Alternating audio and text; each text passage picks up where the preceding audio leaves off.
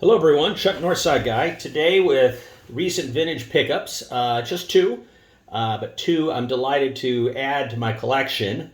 And I really just am being kind of selective of certain cards I like from the 50s era of, Hall of Famers. And my last video or two, I showed a Willie Mays from the 54 Topps, which I just love, and now I have this Ted Williams joining my collection of 54 Topps cards. Just love it. It's a beautiful example. It's a 6, but I'm actually, listening to all of you and saying, I'm buying the card. Just look at that, just wonderful centering, which is just an incredible feature to have. We all know the story of the Ted Williams cards in the 54 Topps set being the first and last.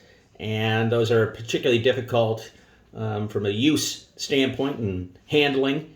But this one has survived the passage of time quite well and is a wonderfully centered example to boot. So really thrilled to have that sharp example.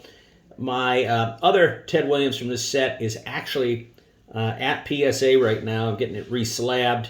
The other slab was really tired looking, and I just think these cards really pop in the new one. So that will be coming back.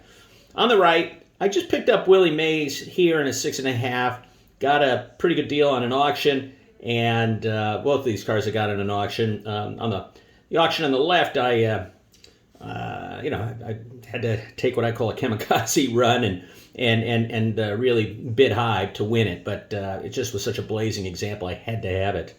But Willie Mays, very welcome addition to my collection.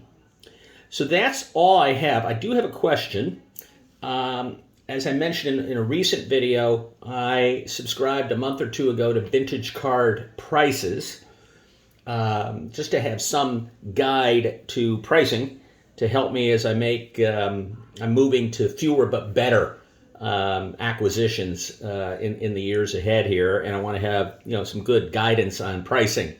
Anyway, my question to the community is, would there be interest if I put together a video come holiday season, let's say, of my top 50 by price, and then do another top 50 by just favorite, totally uncorrelated to price? The reason why I asked that question is I'm a little squeamish about showing cards on price because it just seems like I'm, you're bragging or something, and I that's not really my intent. I just think it's kind of an interesting way of, seeing what your hobby is doing. I have no intention of selling any of these cards. I'm not going to use the dreaded I investment word.